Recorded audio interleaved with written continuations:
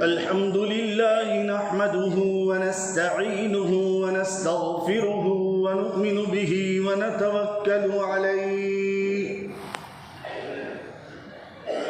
ونعوذ بالله من شرور أنفسنا ومن سيئات أعمالنا من يهده الله فلا مضل له ومن يضلله فلا هادي له ونشهد أن لا إله إلا الله وحده لا شريك له ونشهد أن سيدنا ومولانا محمدا عبده ورسوله أما بعد فقد قال الله تبارك وتعالى في كلامه المجيد والفرقان الحميد فأعوذ بالله من الشيطان الرجيم بسم الله الرحمن الرحيم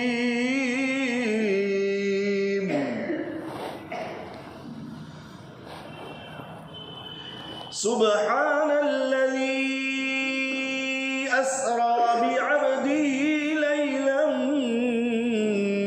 من المسجد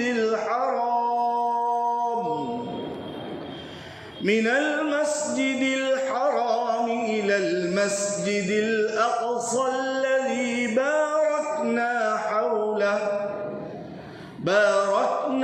حوله لنريه من آياتنا إنه هو السميع البصير وقال النبي صلى الله عليه وسلم الصلاة معراج المؤمن صدق الله مولانا العظيم وصدق رسوله النبي الكريم ونحن على ذلك لمن الشاهدين والشاكرين والحمد لله رب العالمين.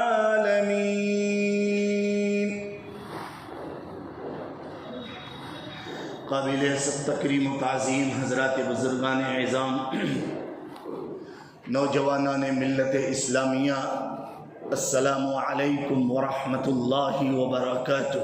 وعلیکم السلام ورحمۃ اللہ وبرکاتہ. عزیزان محترم،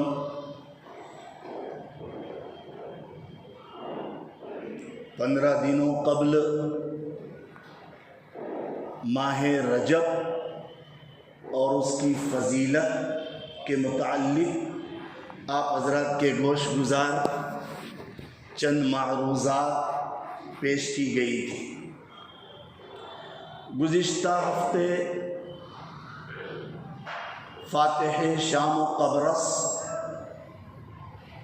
کاتب وحی،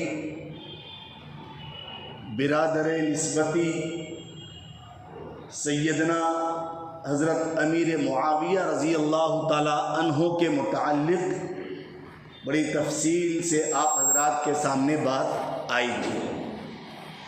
ابھی قرآن پاک کی جس آیت کریمہ کی تلاوت کی گئی ہے وہ 15ویں پارے کی پہلی آیت ہے سورہ بنی اسرائیل کی، جس میں اللہ تبارک و تعالیٰ ارشاد فرماتے ہیں کہ پاک ہے وہ ذات جو لے چلا اپنے بندے کو من المسجد الحرام الی المسجد الاقصی. پاک ہے وہ ذات جو لے چلا اپنے بندے کو راتوں رات، مطلب رات کے ایک حصے میں، پوری رات نہیں، رات کے کچھ حصے میں، تھوڑے سے حصے میں، من المسجد الاقصی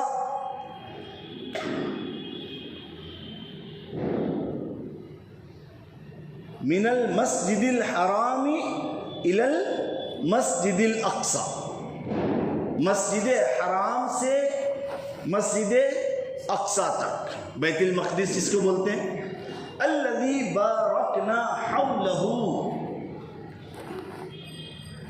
یہ بیت المقدس، یہ مسجد اقصی، اس کے ارد گرد ہم نے برکتیں نازل کر رکھی ہیں، لِنُرِيَهُ مِنْ آیاتنا، تاکہ ہم اس کو دکھلاوے اپنی نشانیاں، اِنَّهُ هُوَ السَّمِيعُ الْبَصِيرُ، بے شک اللہ تبارک و تعالیٰ وہ بہت زیادہ سننے والا اور بہت زیادہ دیکھنے والا ہے۔ اور نبی پاک صلی اللہ علیہ وسلم کی جس حدیث مبارکہ کو پڑھا گیا، وہ ہمارے چھوٹے چھوٹے بچوں اور بچیوں کو یاد ہے کہ الصلاۃ معراج المؤمن، نماز مومن کی معراج ہے۔ آج ماہ رجب کی 27ویں شب ہے،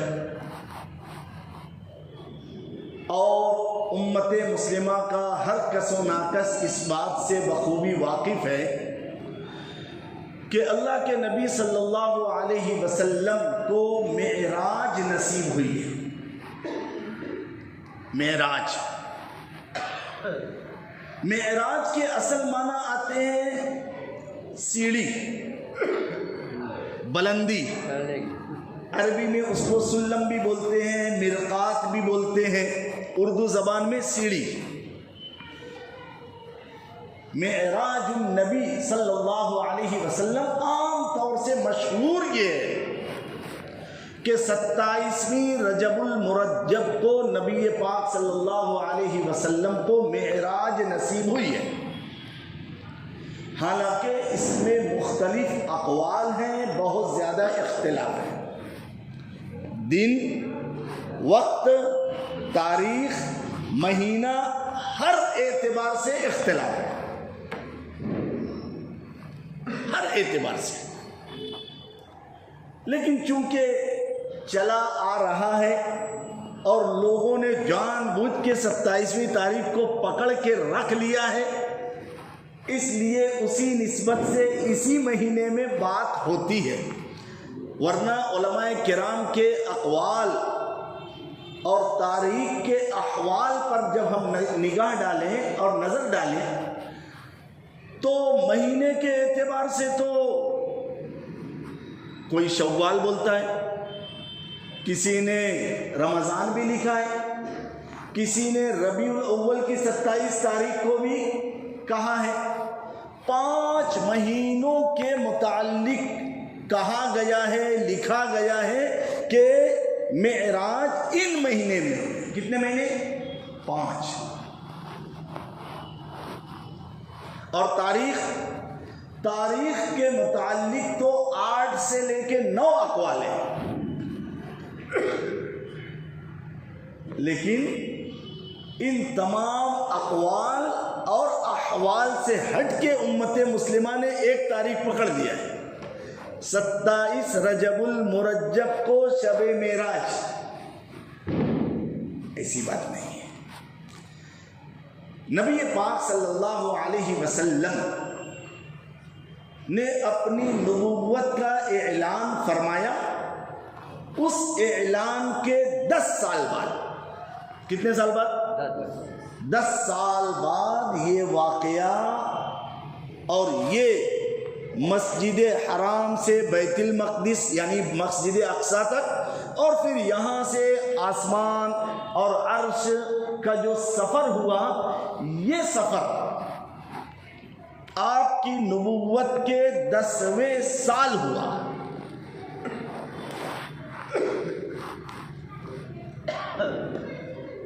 کیوں ہوا؟ کیا ضرورت تھی؟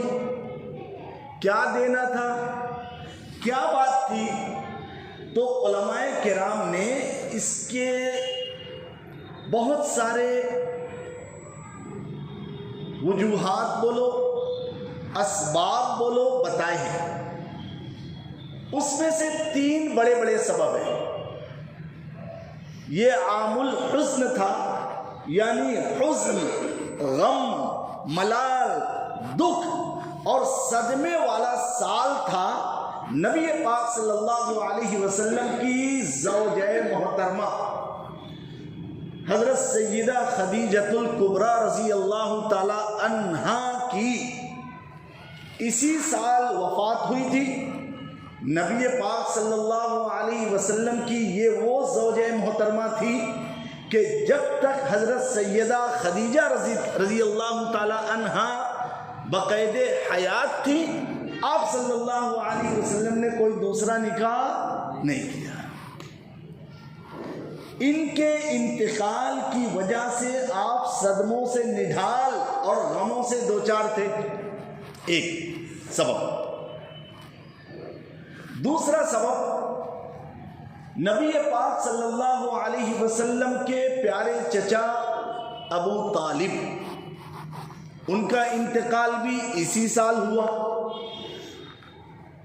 جس سال آپ صلی اللہ علیہ وسلم کو معراج کرائی گئی، معراج نصیب ہوئی۔ آپ صلی اللہ علیہ وسلم ابھی اپنی زوجہ محترمہ کے انتقال اور وفات کے صدمے سے باہر نہیں نکلے تھے کہ حضرت ابو طالب کا انتقال ہو گیا، جنہوں نے لمحہ بلمحہ، موقع بموقع، ہر وقت آپ کی اعانت، مدد، نصرت اور حفاظت کی ہے۔ ان کے انتقال پر بھی نبی پاک صلی اللہ علیہ وسلم کو گہرا صدمہ اور گہری چوٹ آئی۔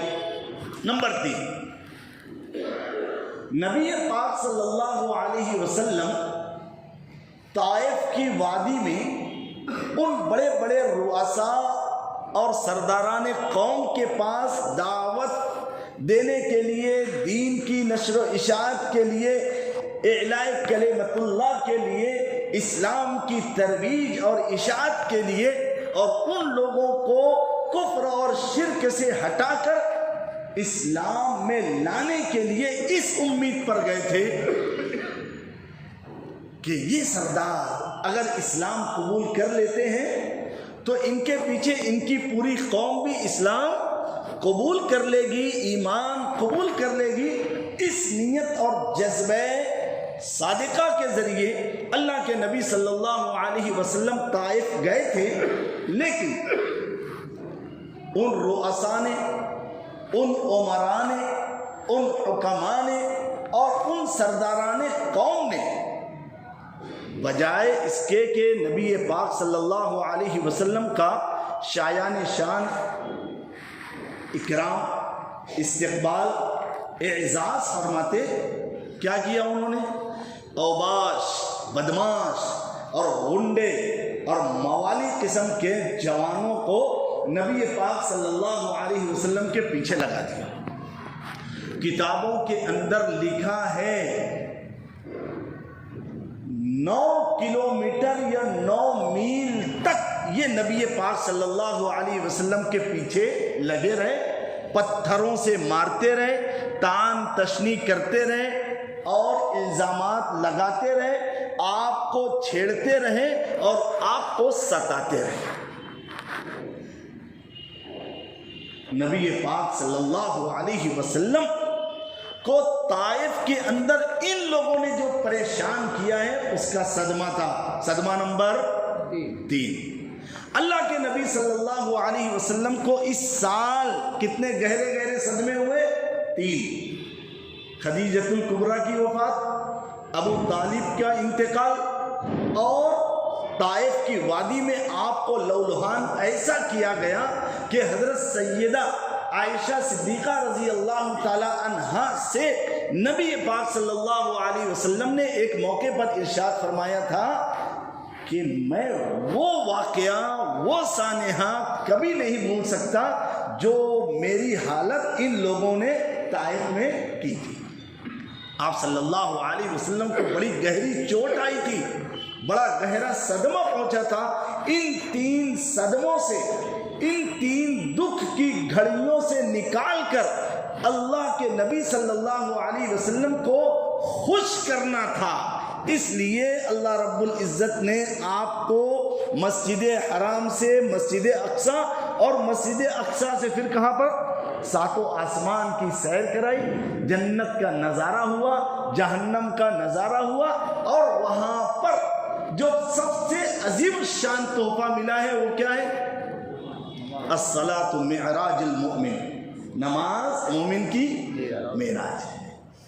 جہنم کے بہت سارے نظارے اللہ کے نبی صلی اللہ علیہ وسلم نے دیکھے، اس میں بالخصوص حضرت جبرائیل علیہ السلام لے کر چل رہے ہیں۔ آپ صلی اللہ علیہ وسلم نے دیکھا کہ ایک بندے کا ہونٹ کینچیوں سے کترا جا رہا ہے۔ اللہ ہم سب کی حفاظت۔ کیا وجہ؟ کہ یہ دوسروں کو تو دین کی باتیں سکھاتے تھے، سمجھاتے تھے، بتلاتے تھے، خود عمل نہیں کرتے تھے۔ اللہ ہم سب کی حفاظت۔ ایک جگہ آپ صلی اللہ علیہ وسلم نے دیکھا کہ ایک شخص ہے جس کا پیٹ مکان کے برابر ہے۔ یہ جیسے یہ مسجد ہے، اس مسجد کی جو گہرائی ہے اس کو ہم کہیں گے پیٹ۔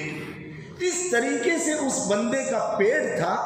ایک روایت کے مطابق یہ بھی آتا ہے کہ اس کے پیٹ میں سانپ بچھو تھے چل رہے، اور دوسری روایت میں اس کی صراحت نہیں ہے۔ بہرحال حدیث ہے۔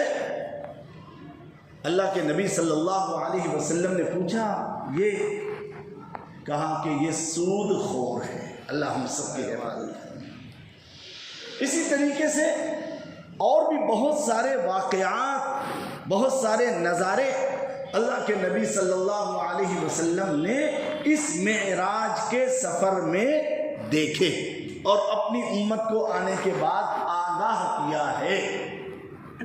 نبی پاک صلی اللہ علیہ وسلم کو اس سفر معراج میں بطور خاص نمبر 1 نماز کا تحفہ دیا گیا، نمبر 2 سورہ بقرہ کی آخری آیت آمن الرسول سے جی یہاں تک آپ کو بطور خاص بطور تحفہ دیا گیا۔ اور نمبر 3 یہ ہے کہ نبی پاک صلی اللہ علیہ وسلم نے یہ دعا مانگی تھی غالباً کہ میری امت کو بخش دیا جائے، تو نبی پاک صلی اللہ علیہ وسلم کی یہ دعا غالباً تھوڑا سا میں تذبذب میں ہوں، کنفیوز ہوں، اللہ معاف فرمائے، کوئی اور چیز دی گئی، اس کو چھوڑ دیتے ہیں، تھوڑا کنفیوز ہو گیا ہوں۔ بہرحال یہ جو سفر معراج ہے، نبی پاک صلی اللہ علیہ وسلم کو یہاں سے وہاں لے جایا گیا۔ جب پہلے آسمان پر آپ پہنچے تو ایک نبی کی ملاقات ہوئی، حضرت آدم علی نبینا و علیہ السلام، دوسرے پر حضرت عیسیٰ اور یحییٰ علیہ السلام کی ملاقات ہوئی، تیسرے پر، چوتھے پر، پانچویں پر، چھٹے پر، ساتویں پر، سب سے اخیر میں حضرت ابراہیم علیہ السلام کی ملاقات اللہ کے نبی صلی اللہ علیہ وسلم سے ہوئی۔ اس میں بھی علماء نے اور فقہاء نے اور مفسرین نے بڑی عجیب نکات لکھے۔ کیوں اس آسمان پر انہی سے ملاقات ہوئی؟ کیوں اس آسمان پر حضرت ہارون علیہ السلام سے ہی ملاقات ہوئی؟ تو حضرت ہارون علیہ السلام کی ملاقات اللہ کے نبی صلی اللہ علیہ وسلم کی فلاں آسمان پر کی ہوئی؟ آپ کو معلوم ہونا چاہیے کہ پیارے آقا صلی اللہ علیہ وسلم کی ٹوٹل 11 بیویاں تھیں۔ اس میں سے ایک زوجہ محترمہ کا نام ہے حضرت صفیہ رضی اللہ تعالی عنہا۔ یہ حضرت صفیہ رضی اللہ تعالی عنہا یہ یہودی النسل تھی، بنی اسرائیل میں سے تھی۔ نبی پاک صلی اللہ علیہ وسلم کی اس زوجہ محترمہ کو ایک مرتبہ آپ صلی اللہ علیہ وسلم جب گھر میں تشریف لائے تو دیکھا کہ میری یہ زوجہ حضرت صفیہ رضی اللہ تعالی عنہ بڑی غمگین ہے، بڑی افسردہ، پژمردہ اور غمزدہ ہے۔ نبی پاک صلی اللہ علیہ وسلم نے پوچھا کیا بات ہے، میں آپ کو بڑا غمگین دیکھ رہا ہوں۔ کہا کہ مجھے طعنہ دیا گیا ہے کہ تم تو یہودیون نسل ہو، یہودیون نسل ہو۔ اللہ کے نبی صلی اللہ علیہ وسلم نے کہا بس، ارے تم یہ کہہ دو کہ میں امام الانبیاء کی بیوی ہوں اور حضرت ہارون علیہ السلام کی اولاد میں سے ہوں، یعنی ان کی بیٹی ہوں، اور موسیٰ علیہ السلام کی بھتیجی ہوں۔ یہ تین بڑے اعزاز ہیں، یہ کیا کم ہے تجھے خوش ہونے کے لیے اور ان کو جواب دینے کے لیے؟ اس لیے بطور خاص ایک آسمان پر حضرت ہارون علیہ السلام کی ملاقات نبی پاک صلی اللہ علیہ وسلم سے کی گئی، کروائی گئی۔ حضرت موسیٰ علیہ السلام سے کیوں کی گئی اور کروائی گئی؟ اس کی وجہ، اس کا سبب علماء نے یہ بیان کیا ہے، چونکہ حضرت موسیٰ علیہ السلام کے ماننے والے یا ان کی اپنی نسل بنی اسرائیل، یہودی جس کو ہم کہتے ہیں، اب ان کو بھی نبی پاک صلی اللہ علیہ وسلم کا مطیع، فرما بردار ہونا پڑے گا، آپ صلی اللہ علیہ وسلم پر ایمان لانا پڑے گا۔ جب یہاں پر آپ کے پیشوا، آپ کے نبی، آپ کے پیغمبر اس نبی برحق امام الانبیاء کا اکرام اعزاز کر رہے ہیں، یہ اس بات کی دلیل ہے کہ جب وہ تمہارے پیغمبر ہوتے ہوئے ہمارے پیغمبر کا اکرام کر رہے ہیں، اس کا مطلب تمہیں ان کی بات ماننی پڑے گی۔ ایسے ہی حضرت عیسیٰ علیہ السلام سے بھی ملاقات ہوئی ایک آسمان پر، اس کی کیا وجہ، اس کا کیا سبب؟ علماء نے فرمایا ہے، علماء نے لکھا ہے کہ حضرت عیسیٰ علیہ السلام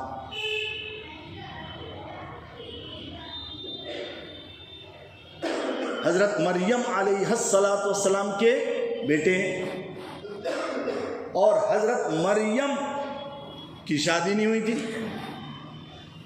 بن باپ کے پیدا ہوئے حضرت عیسیٰ علیہ السلام۔ کرسمس ڈے پر بہت تفصیل سے میں نے سب بتلایا ہے۔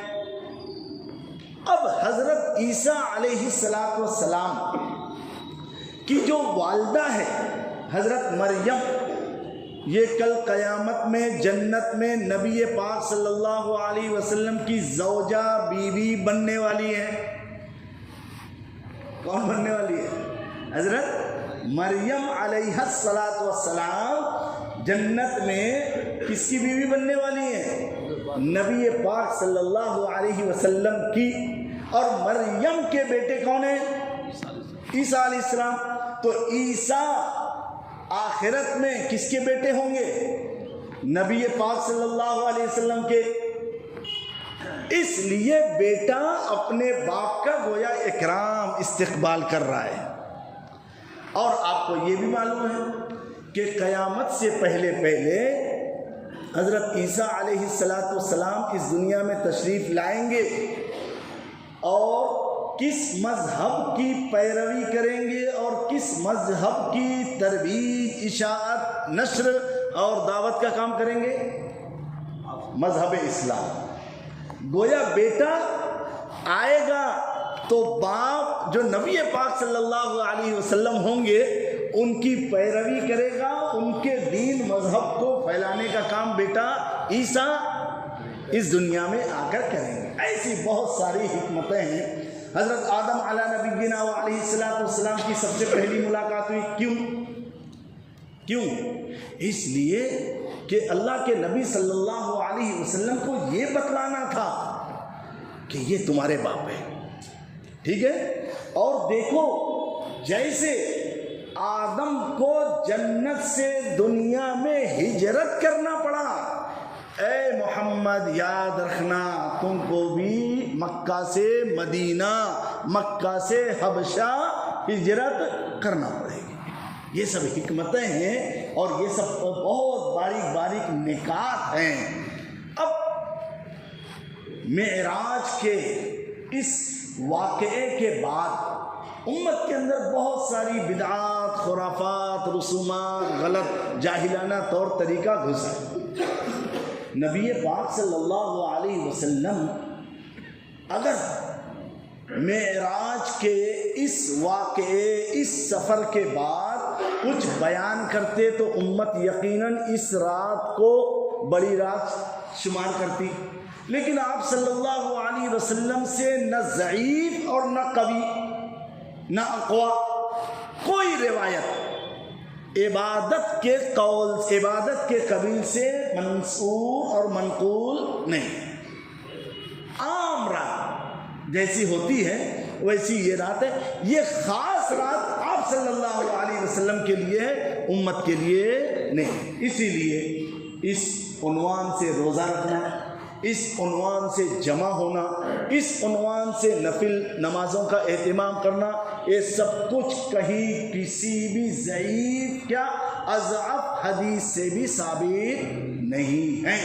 یہ زمانہ واٹس ایپ کا ہے، فیس بک کا ہے، انسٹاگرام کا ہے اور سوشل میڈیا کا ہے۔ اس میں بہت ساری ایسی رطب و یابس باتیں آتی ہیں، ان پر ہمیں دھیان توجہ دینے کی ضرورت نہیں ہے۔ ہمیں تو ہمارے آقا صلی اللہ علیہ وسلم نے ایک ایک چیز کھول کر بتا دی ہے، ہمارے خالق اور مالک نے قرآن میں ایک ایک چیز کھول کر بتا دی ہے۔ آپ سورہ بنی اسرائیل کی اس آیت کو پڑھ لیجئے، معراج کے اس واقعے میں دیکھیے اللہ کے نبی صلی اللہ علیہ وسلم نے کوئی عبادت اپنی بقیہ زندگی میں نہ کی ہے، نہ صحابہ سے کروائی ہے، نہ صحابہ کو حکم دیا۔ اس لیے ان راتوں میں ہم عام رات جیسا جو اپنے معمول ہے وہ تو کر سکتے ہیں، خاص طور پر کوئی عبادت منقول نہیں ہے، تو کریں گے تو ہو سکتا ہے ثواب کے بجائے اللہ رب العزت کہنے سننے سے زیادہ عمل کی توفیق نصیب فرمائے۔ ہر طرح کی خرافات، بدعات، رسومات، جاہلانہ طور طریقہ اور قرآن اور حدیث سے ہٹ کر جتنی بھی چیزیں اللہ اس سے بچنے اور دوسروں کو بچانے کی توفیق نصیب فرمائے۔ درود شریف پڑھ لیں، دعا۔ اللهم صل على سيدنا مولانا محمد وعلى آل سيدنا مولانا محمد وبارك وسلم عليه۔ ربنا آتنا في الدنيا حسنة وفي الآخرة حسنة وقنا عذاب النار۔ ربنا ظلمنا أنفسنا وإن لم تغفر لنا وترحمنا لنكونن من الخاسرين۔ پروردگار عالم رحم کا، کرم کا، عافیت کا، فضل کا معاملہ فرما۔ پیارے آقا صلی اللہ علیہ وسلم نے معراج کا سفر کیا، وہاں سے بڑا عظیم الشان تحفہ نماز کی شکل میں ملا، لے کر آئے۔ اللہ اس نماز کو ہمیں اپنی زندگیوں میں قائم کرنے کی توفیق نصیب فرما، نماز کی محبت نصیب فرما، نماز پڑھنے کا ذوق اور شوق نصیب فرما، نماز کو خشوع اور خضوع سے پڑھنے کی توفیق نصیب فرما۔ پروردگار عالم رحم کا، کرم کا، عافیت کا، فضل کا معاملہ فرما۔ ہم میں جو بیمار ہیں انہیں شفا عطا فرما، جو پریشان حال ہیں ان کی پریشانیوں کو ختم فرما، جو بے روزگار ہیں اللہ انہیں حلال پاکیزہ روزی نصیب فرما، رزق کی تنگی کو دور فرما، رزق کی تنگی کو وسعت میں مبدل فرما۔ رحم پروردگار عالم ہم سبوں کو کلمے والی زندگی اور ایمان والی زندگی نصیب فرما، کلمے والی زندگی اور ایمان پر خاتمہ نصیب فرما، ہر طرح کی خیر بھلائی مقدر فرما، اپنے بھلے بندوں میں شامل فرما۔ جب اس دنیا سے ہمارا آپ کے پاس آنا ہو تو ہماری زبان پر کلمہ طیبہ یعنی لا الہ الا اللہ محمد الرسول اللہ صلی اللہ علیہ وسلم جاری ہو اور روح پرواز کرے، ایسے ہم سبوں کے حق میں فیصلے فرما۔ ان اللہ و ملائکتہ یصلون علی النبی یا ایھا الذین آمنوا صلوا علیہ وسلموا تسلیما۔ اللہم صل علی سیدنا مولانا محمد وعلی آل سیدنا مولانا محمد وبارک وسلم علیہ۔ سبحان ربک رب العزت عما یصفون وسلام علی المرسلین والحمد للہ رب العالمین برحمتک یا ارحم الراحمین۔